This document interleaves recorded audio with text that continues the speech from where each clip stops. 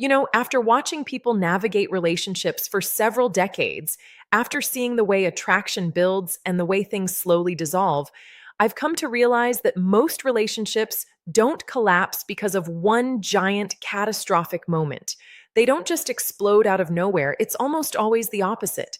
They collapse because of small, repeated, quiet moments that people choose to ignore. When we are caught up in the initial rush of attraction, our judgment gets a little clouded. That's just human nature. We want things to work out so badly, or maybe we're carrying a heavy sense of loneliness, and that loneliness makes us tolerate things we would normally walk away from. It makes us compromise on things that shouldn't be compromised. Disrespect doesn't usually walk through the front door with a loud announcement. It enters quietly, in small comments, in subtle shifts in tone, in phrases that seem minor at first but carry a heavy weight underneath them. It is a slow leak in a tire, not a sudden blowout, and because it happens so gradually, you find yourself adapting to the loss of pressure without even realizing how low you've sunk. The truth is that words are incredibly revealing, but not always in the way people think. It's rarely about a single sentence spoken in anger or a stressful moment. We all say things we don't mean when we're tired or frustrated. The real issue is the pattern. It's the repeated phrase that points to a specific mindset, a specific level of respect, or a lack thereof. When a certain type of language becomes the baseline for how someone communicates with you, it isn't just a slip of the tongue anymore. It's a window into how they view you, how they view themselves, and how they view the balance of power between you. And for a lot of men, recognizing these linguistic patterns is incredibly difficult because they've been conditioned to just push through, to fix things, or to assume that if they just try a little harder, the underlying dynamic will magically change. But you can't fix a dynamic that the other person doesn't even see as a problem. You can't navigate a map when the other person is constantly redrawing the lines to suit their immediate emotional convenience. Let's talk about the first phrase that shows up far too often in unhealthy dynamics. And that's when a woman consistently tells you you're too sensitive. On the surface, it sounds like an opinion about your emotional reaction. But psychologically, when this is used repeatedly, it's a form of emotional dismissal and an avoidance of accountability. It's a way of shifting the focus away from the behavior that hurt or upset you and turning your reaction into the actual problem. If you express that a comment felt disrespectful or that an action crossed a boundary and the response is immediately to label you as too sensitive, the conversation is no longer about what happened. The conversation becomes about your perceived emotional flaw. This is a very subtle, very exhausting form of emotional invalidation. It minimizes your boundaries and forces you into a position where you have to defend your right to feel whatever you're feeling. Think about the mechanical reality of this pattern. When someone uses this phrase, they are effectively establishing a rule that says their right to behave however they want supersedes your right to have a reaction to it. It is a brilliant, albeit toxic, defensive maneuver. If the problem is always your sensitivity, then they never have to apologize. They never have to look inward. They never have to adjust their behavior. Over time, if you stay in an environment where your emotional reality is constantly dismissed, something dangerous happens inside you. You start doubting your own perception. You start asking yourself if you really are overreacting, if you really are being too fragile. This doubt leads to emotional silence. You stop bringing things up. You stop expressing your needs or your hurts because you already know the script.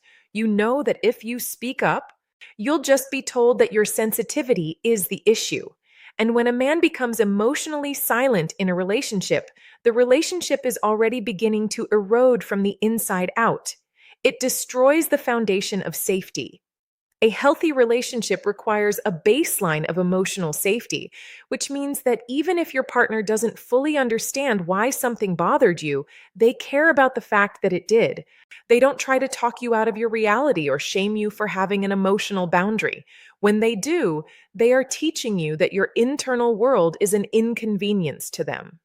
Then there is the phrase that sounds like a comparison, something along the lines of, you should be more like someone else. It might be a friend's husband, a colleague, or even a random standard of what a man is supposed to be. This kind of language is a direct assault on a person's sense of identity and confidence.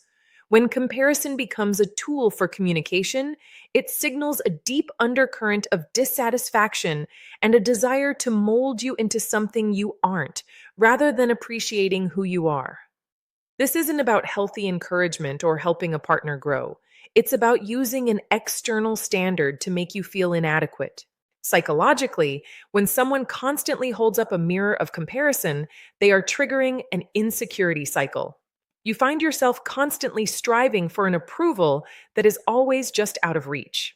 If we look at this from a structural perspective, comparison creates an unstated, permanent competition where you are always starting with a disadvantage. You are being measured against a curated, idealized version of another person, usually someone whose flaws your partner doesn't have to live with. You start chasing validation, modifying your behavior, changing how you speak, how you dress, or how you work, all in an effort to match this vague, changing standard. But the danger here is that attraction cannot survive in an environment built on constant comparison. True attraction is rooted in admiration and respect for the actual person standing in front of you. When a woman constantly suggests that you should be more like someone else, she is actively dismantling that admiration. It creates a hierarchy where you are always positioned as the one who is falling short, the one who needs to measure up.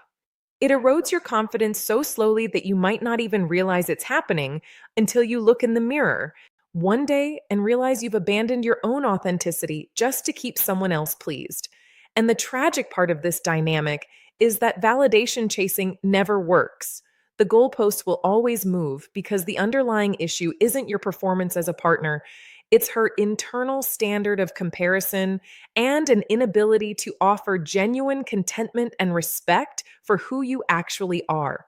When a person is fundamentally discontent, no amount of behavioral modification on your part will ever be enough to fill that void. Another dynamic that carries immense weight is the statement, I don't need you. Now, we live in a culture that deeply values independence, and there is a beautiful, healthy version of independence where two fully formed individuals choose to share a life together. Healthy independence means someone is capable, self sufficient, and emotionally stable on their own. But there is a massive psychological difference between healthy independence and a defensive, prideful detachment. When a woman repeatedly drops the phrase, I don't need you, into conversations, especially during disagreements or moments of vulnerability, it's rarely an expression of healthy self sufficiency. It's usually a shield or a weapon. It's a statement of emotional distance designed to remind you that you are fundamentally expendable. It's a way of saying, I have one foot out the door, and I want to make sure you know it so you don't get too comfortable or think you have any leverage here. When you look closely at the psychology of attachment, this phrase often stems from a fear of intimacy or a desire to maintain absolute control over the emotional temperature of the relationship. By declaring that they don't need you, they are trying to insulate themselves from the risk of rejection while keeping you in a state of perpetual anxiety. In a thriving relationship, there is a mutual recognition of emotional value and interdependence. To love someone deeply involves a certain level of vulnerability, an admission that their presence matters to your life, that their absence would be felt, and that you value what they bring to your emotional world. When someone constantly reminds you that they don't need you, they are actively refusing to step into that vulnerability. They are keeping you at arm's length, making sure you feel the precarity of your position. It kills the sense of connection. It makes you feel like an option rather than a partner. You begin to walk on eggshells, wondering if today is the day your lack of utility becomes a reason for them to walk away. A relationship cannot grow deep roots when one person is constantly broadcasting their absolute independence as a threat or a boundary to keep you from getting too close. It forces you into a position where you are constantly trying to prove your worth, trying to create a necessity for yourself in a space where you've been told you are entirely optional. Then we have the classic phrasing of emotional blackmail, which usually sounds like, if you loved me, you would do this or you wouldn't do that. This is one of the most direct forms of emotional manipulation because it uses your affection for them as a bargaining chip. It takes a specific request, a boundary, or a disagreement and raises the stakes to an absolute level by questioning the validity of your love. It creates a false equivalence where compliance equals love and autonomy equals a lack of love. Psychologically, this places an immense amount of guilt and pressure on a man. It shifts the relationship away from a space of mutual cooperation and into a space of obligation and fear. This specific type of language operates on a distortion of what love actually is. It treats love as a resource that can be withheld or granted based on performance and obedience. When you are told that your love is conditional upon your absolute agreement or your willingness to abandon your own preferences, you are no longer operating as an equal partner. You are operating under a system of emotional control. Love should never be used as a tool for leverage. In a healthy partnership, two people can disagree, they can have different boundaries, and they can decline requests without their fundamental love for each other being called into question. When if you loved me becomes a regular part of the vocabulary, it means that boundaries are not being respected. Your personal choices are being filtered through a lens of emotional guilt, forcing you to shrink your own world, your own friendships, or your own values just to prove a point that shouldn't need proving in the first place. You end up giving in, not out of a genuine desire to please your partner, but out of a desperate need to avoid the accusation that you don't care. It's a deeply exhausting way to live, and it turns love into a heavy transaction instead of a free gift. It sets a precedent where every boundary you attempt to establish is framed as an act of hostility against the relationship itself. The fifth pattern is perhaps one of the most overt indicators of an unhealthy power dynamic, and that's the phrase, "you're lucky to have me." Now, this isn't about a playful, lighthearted banter between two people who adore each other. This is about a serious, underlying belief in superiority. When a woman tells you this from a place of genuine seriousness, it reveals a belief that she has high status in the relationship and that you are occupying a lower tier. It creates an immediate imbalance. Healthy relationships are built on mutual appreciation, where both people look at each other and think, I am incredibly grateful to have this person in my life. It should be a shared sentiment, a mutual feeling of fortune. But when one person claims the title of being the prize that the other person was lucky enough to win, it introduces an ego dynamic that slowly suffocates respect. If we analyze the power structure here, this phrase is used to create a sense of psychological debt. It implies that by simply existing within the relationship, she is performing an act of generosity for which you must constantly show gratitude. It turns the relationship into a charity case in her eyes, a situation where she is doing you a favor by staying. This kind of superiority structure creates a constant need for validation on her end and a constant state of supplication on yours. You are expected to be grateful just for her presence, while your own contributions, your own value, your own emotional labor, and your own character are minimized. It sets up a dynamic where you are always trying to earn your place, always trying to prove that you are worthy of being in the presence of someone who considers themselves above you. No healthy relationship can survive over the long term under a structure of superiority. Eventually, the resentment builds, the weight of the imbalance becomes too heavy to bear, and the man realizes that he is starving for genuine equal appreciation. You cannot find rest in a partnership where you are treated as a subordinate who should simply be glad to be allowed in the room. When you step back and look at all these phrases together, you see a common thread that goes far deeper than just bad communication. It points to a profound confusion in our culture between love and respect.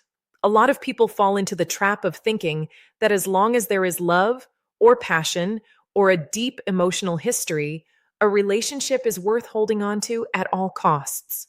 But the truth that many men learn the hard way is that love without respect is completely unsustainable. You can love someone deeply. You can care about their well being. You can be intensely attracted to them. But if there is no respect, that love will eventually turn into a source of deep pain. Respect is the actual infrastructure of a relationship, it's the framework that holds up the house.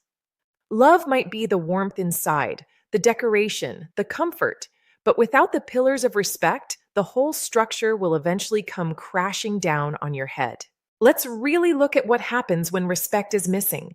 Respect means valuing the other person's boundaries, honoring their emotional reality, appreciating their presence without needing to diminish them, and seeing them as an absolute equal. When respect is missing, attraction slowly dies too.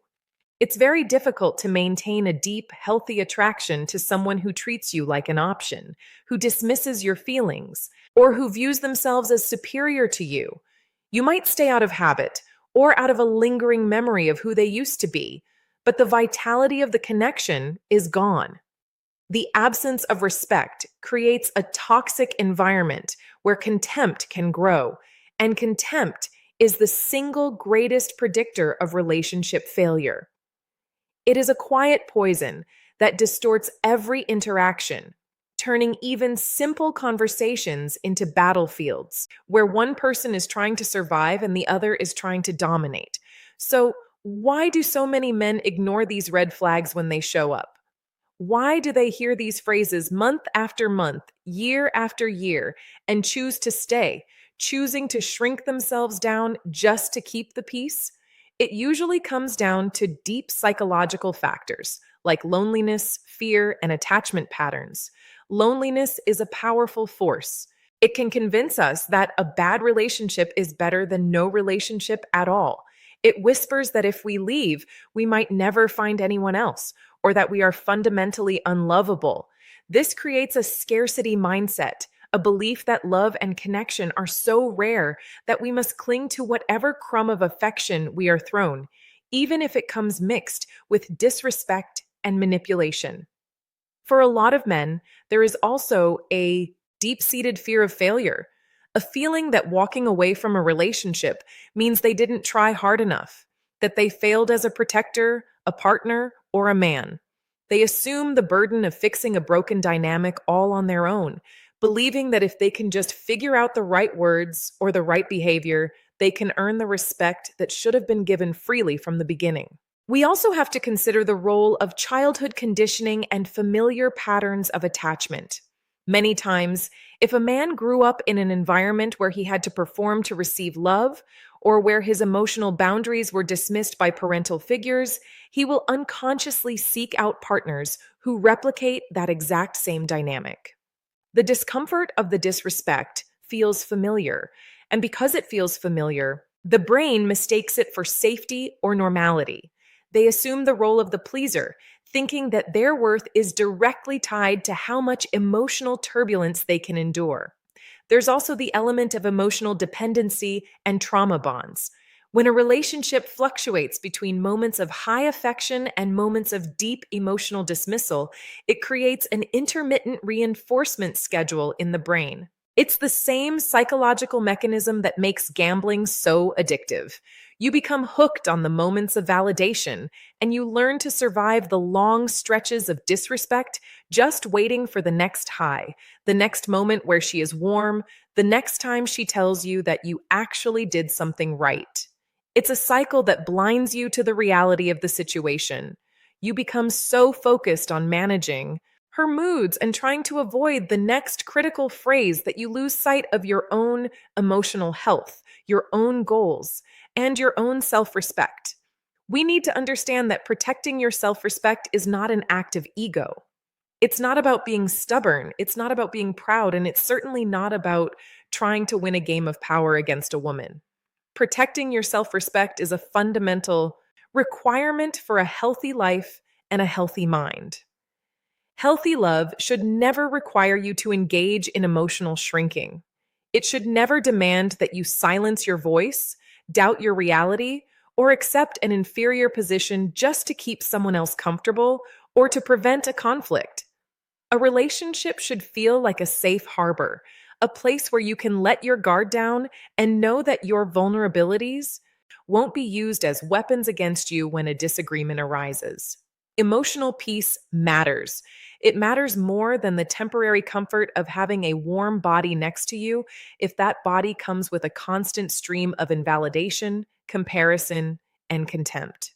Walking away from a dynamic that refuses to respect you isn't an act of malice. It's an act of absolute clarity. It's the realization that you cannot love someone into treating you well, and that your continued presence in an environment of disrespect is simply teaching them that their behavior has no consequences. When you begin to look at things through this lens, you realize that leaving isn't necessarily about anger or hatred toward the other person. It's about a quiet alignment with your own value. It takes an immense amount of courage to slow down, to look at the patterns objectively, and to admit that something you wanted so desperately to work out is actually destroying your peace of mind. But that clarity is where healing begins. It's where you start to rebuild the foundation of who you are, independent of anyone else's criticism, manipulation, or conditional approval. You stop trying to solve an impossible equation where the variables are constantly being changed to ensure you lose. The strongest men are not the men who tolerate everything, who absorb endless amounts of disrespect and call it strength or loyalty. The strongest men are the ones who have the clarity to see a destructive pattern for what it is, and the courage to know when love is healthy and when self respect needs to speak.